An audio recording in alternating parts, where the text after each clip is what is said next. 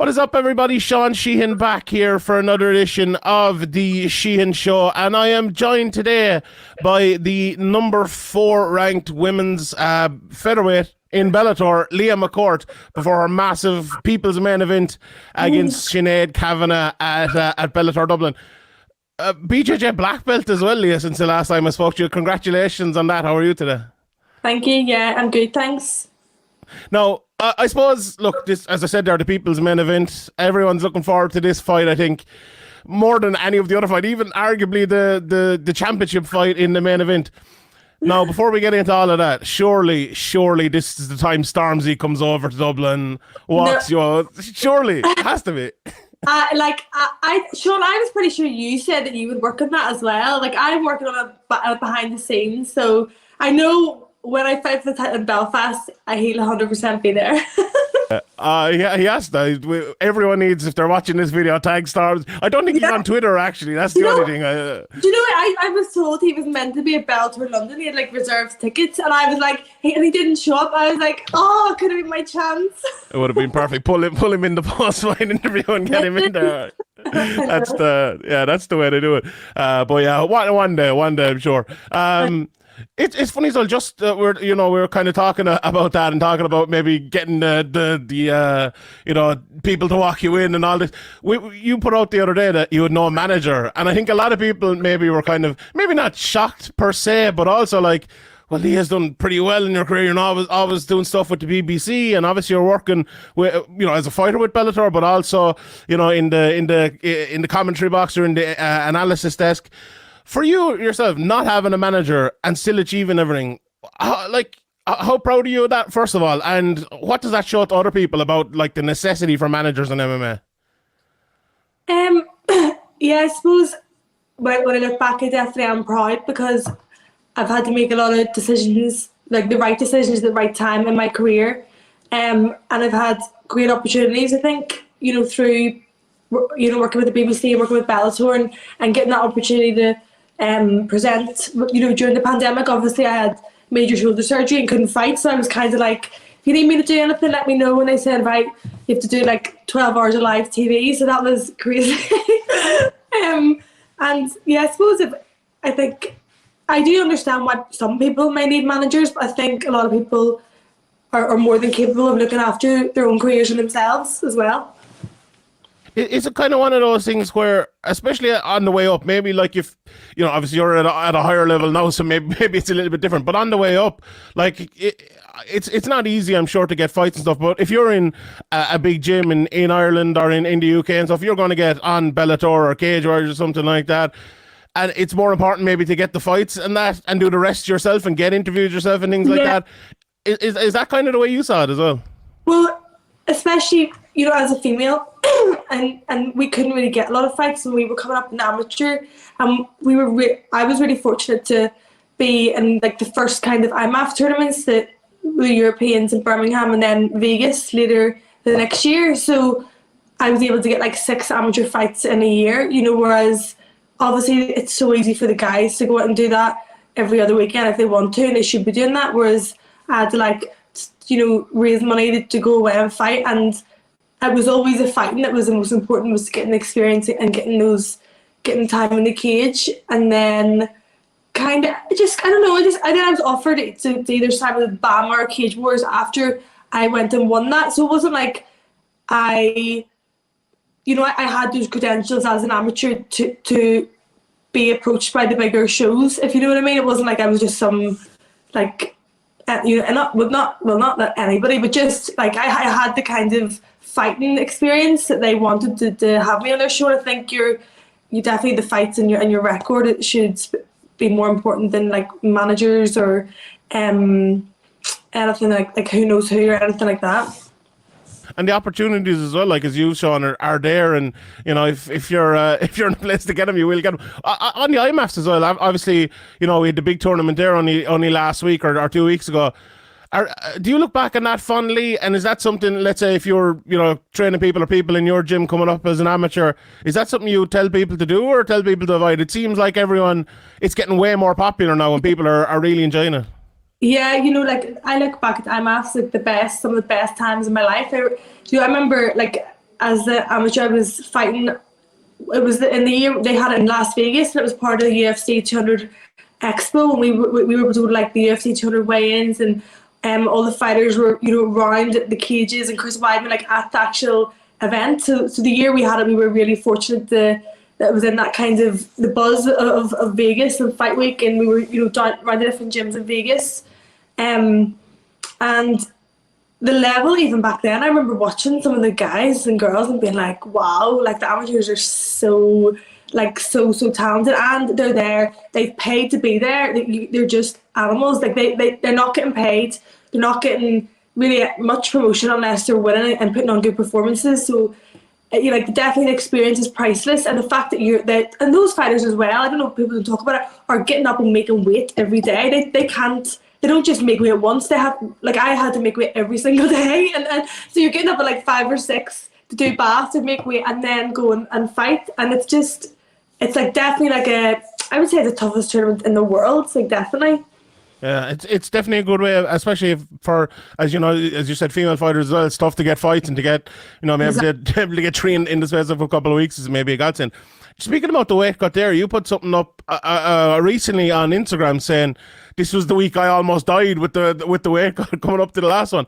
How rough was that for you? Was that coming up to the fight in Dublin, or which fight was it? And can you tell us about that a little bit? It was when I was coming back off shoulder surgery.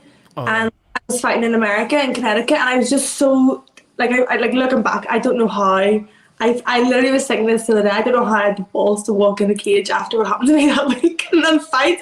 Never mind win that fight. I was like, I really wanted to fight, but I had this shoulder surgery, and then I had COVID really bad in January, and I was meant to fight in the Yoel and Anthony Johnson card in April, and then I popped my collarbone and my SC joint, and then so they put it back 4 weeks. So like I was in no like real physical shape to fight anyway, because I had been so ill from the surgery.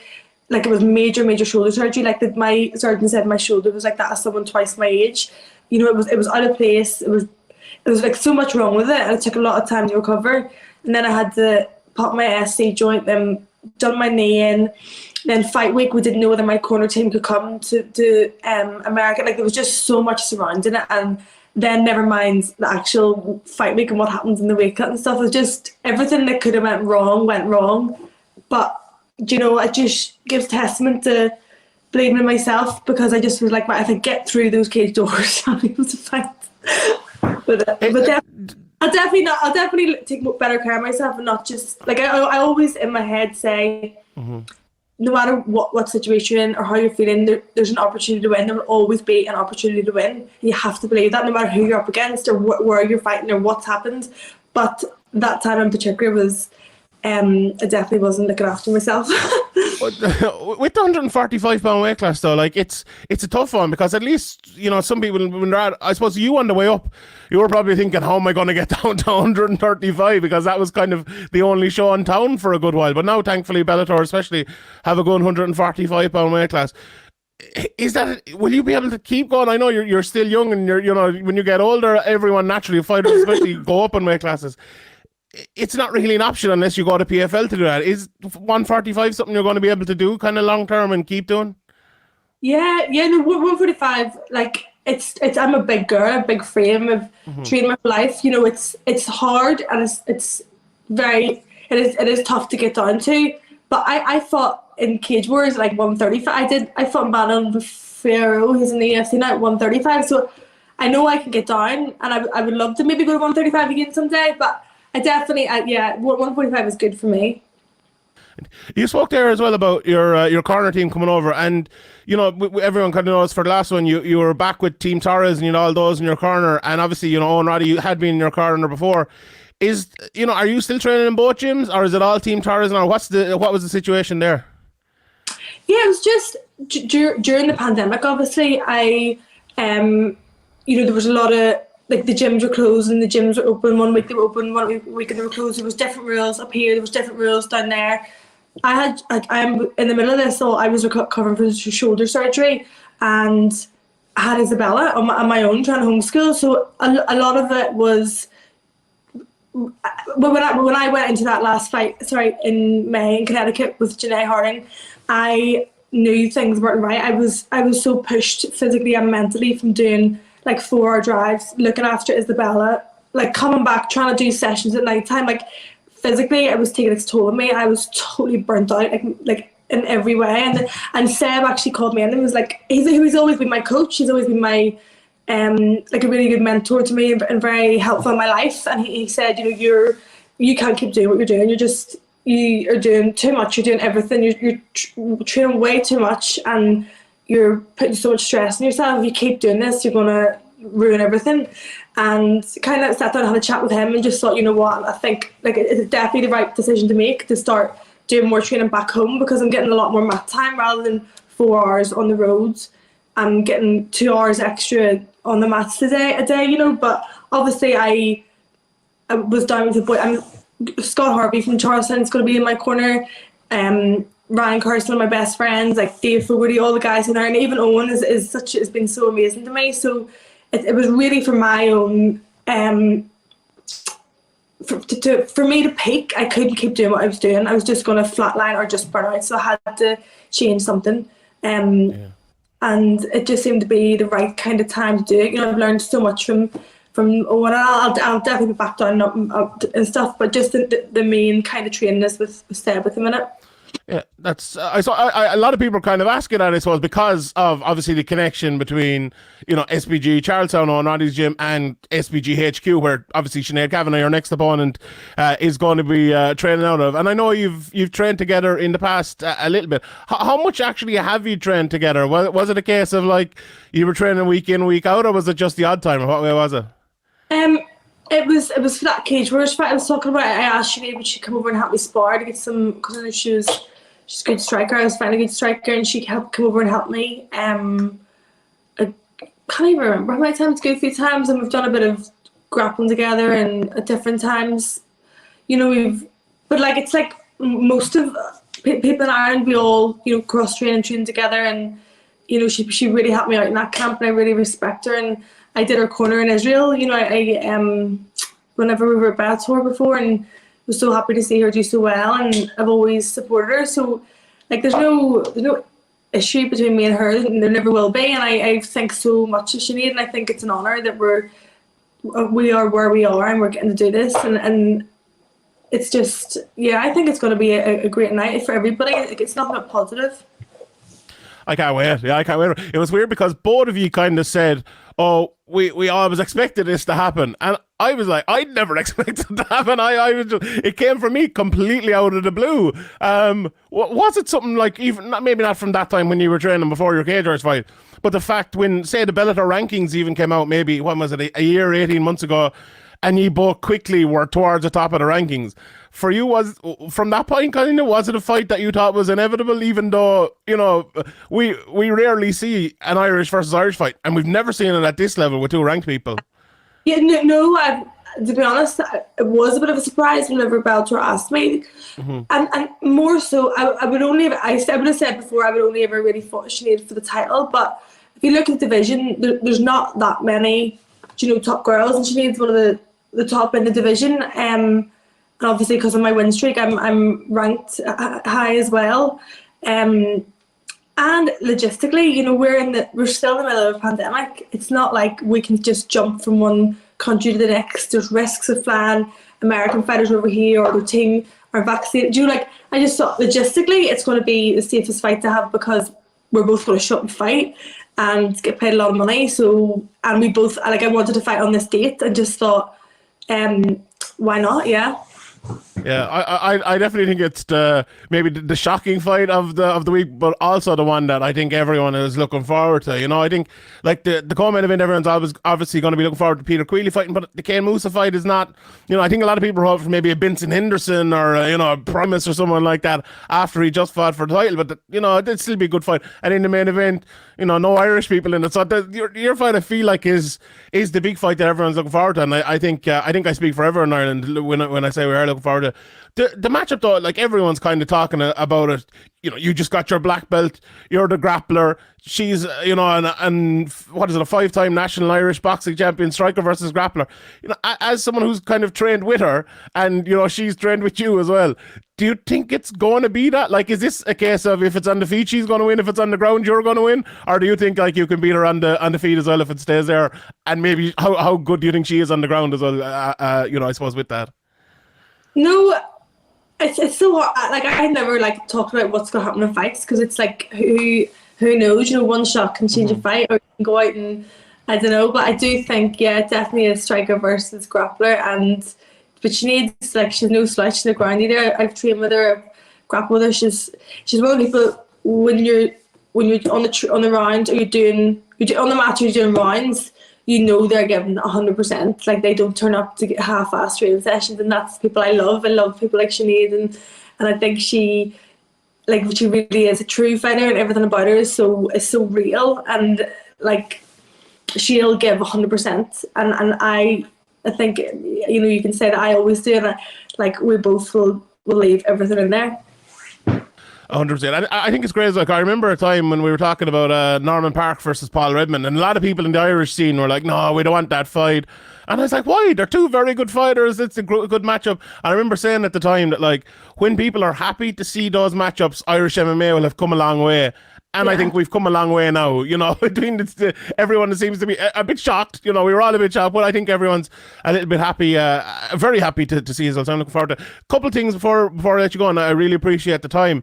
I remember the last time maybe we spoke in person, I think, was that roasting hot day above in Dublin when you had the big woolly coat on. You were like, why am I wearing this coat? It's like 40 degrees. I remember you said a great line that day. You said about like your idols becoming your rivals, talking about Cris Cyborg. And if you win this fight, you're like, there's a great argument. Maybe Kat's getting the next shot, but then you're in line after that. And I remember you said at the time, I'm a long way away from that. You know, I'm a good few years away. Right now, if you win this fight, do you think you're ready for Cyborg? Like, would you be happy in your next fight going for a title shot, or do you still think you need a little bit more? There's never the right time for anything. There's never the right time for, and if I'm given an opportunity, I will always take it and always go and give it 100%. And like I say, like, everybody's beatable. No human is limited, and other people's opinions aren't my ceiling. So I know, you know, anything is possible, and I know that it is in my future to be a world champion. I just know it, and I feel like if I don't know who else, you know, obviously there's a couple of girls above me, but I feel like it's the only fight that makes sense. You know, if I get past Sinead, I'm on a 7-fight win streak. There's no one else for Cyborg to fight. So, you know, if not me, who? And if not now, when? It's just I have to just jump and take every opportunity I can. And is that a fight like? You be confident. Like, it's not easy to be confident against Cyborg, you know, going into it. Is it a fight you think you can go in there and you can win right now? I believe I can beat anyone. I believe anyone's beatable, and I have that in me. I have been to dark places before in the cage, and it brings out the best in me. It brings me, you know, I've so much experience in competing and fighting, and I'm only starting to get comfortable in there. I'm only starting to show a little bit, you know, kind of my of what I can do. Everybody says, like, you go in and you show 5% of what you do in the gym, and I've always said, you know, since my professional debut, I've had to be on big, massive cards, big fight nights, like main events. So it's not like I was like one of the guys that could have maybe 10 fights professionally and develop their skill set, whereas I've kind of just been like thrown into the fire every time. So Cyborg would be no different. Well, I'm looking forward to it. I think everyone has a feeling whether, you know, this fight goes well or doesn't. I feel like down the line that fight is destined to happen at some stage, and you know, it'll be a. If I'm to win the Bellator world title, like, the only person I would really want to win it off is Cyborg. She's the greatest of all time. She's the most accomplished female fighter ever, and that would be my history and my legacy. Mm-hmm. You're building me up for it anyway. I'm looking forward to it. Leah, I really appreciate the time. Thanks very much. I'll see you in a couple of weeks above there, and I think everyone's looking forward to the fight. As I said, the people's main event, and it should be a fun one. Thanks again for the time, Leah. I appreciate it. Thank you. Bye.